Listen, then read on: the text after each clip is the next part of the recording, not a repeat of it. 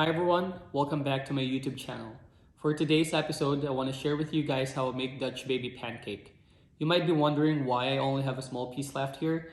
It's actually because we were so hungry earlier that we just had to eat it. But what I can say is this. This is actually a huge pancake. So if you want to make it smaller, I suggest that you just, cut my recipe in half and just enjoy it because it's really tasty.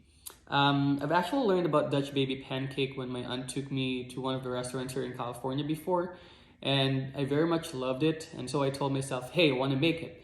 And after so many tries and so many successful attempts, I think I can say that this one is actually the best recipe that I've made so far. So come on and join me as I walk you through the process.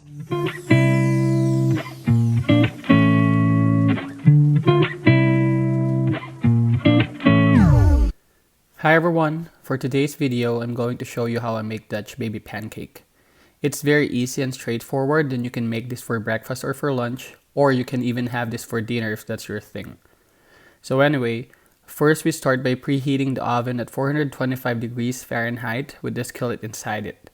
This is normally done using a cast iron skillet because the heat is even and it keeps on sizzling while you add the batter. But if you're like me who doesn't have that, then any skillet or oven-safe pan will do. For this recipe, I'm using a 12-inch skillet, but you can also use this if you only have 10 inches. However, if you have something smaller than 10 inches, then I suggest that you divide the recipe in half. Anyway, we will need 8 tablespoons of butter. You won't need it right now, but just set it aside because you'll need it soon enough. If you live in a warm place though, I suggest that you keep the butter in the fridge and take it out only once you're ready to use it. Moving on, we will need 6 eggs, 1 cup of flour, 1/4 teaspoon of nutmeg, and this is optional. I actually don't taste the difference, but it's just me. It's still up to you if you want to use it or not. Then you'll also need 1/2 teaspoon of vanilla extract, 1/4 teaspoon of salt, 2 tablespoons of sugar, and 1 cup of milk. Now, using a blender, beat the eggs until it's pale. I actually just pulse my blender because I get used to doing that, but beating or pulsing will generally give you the same result. Also, if you don't have a blender, you can just use a whisk, but it will just take a bit longer. But who says no to elbow grease, right? Once you're done, add your flour, nutmeg, salt, sugar, vanilla extract, and milk. Beat until well incorporated. Once you're done, get your spatula and scrape the bottom and sides of your blender to make sure that you mix everything. I don't take out the blades anymore because I'm used to using this blender already, but if you're new, just be careful, especially if you're using a rubber spatula, because the blades can destroy that. Once you're done, let your batter rest for 2 to 3 minutes. Now, with your oven mitts, carefully take the pan out of the oven and melt your 8 tablespoons of butter. Swirl the butter so that you can also coat the sides. The skillet or pan will be super hot, so don't attempt to touch it with your hands. If you find that your butter is not melting fast enough, what I suggest that you do is this. While your batter is resting, put the butter in the oven and let it melt there. But watch it closely because you don't want the butter to burn.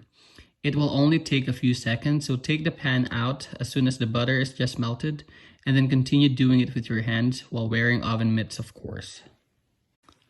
Once the butter is all melted and you've coated the sides of the pan or skillet, pour your batter all at once in the middle of the pan and then quickly but carefully put the pan or skillet inside the oven.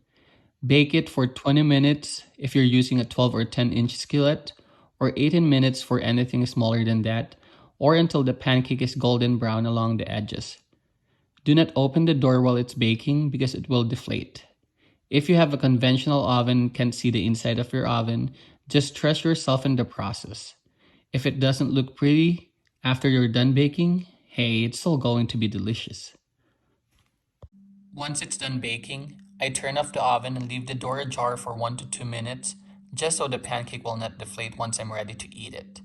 Once you've waited long enough, you can take it out of the oven, again using your oven mitts, and then you can transfer it to a plate or not. Dust it with powdered sugar or put whatever you want here. This is very delicious, and again, it's so easy to follow. Enjoy eating! Also, if you like this video, please don't forget to hit the like and subscribe button. You can also follow me on Instagram at thisbackspakes.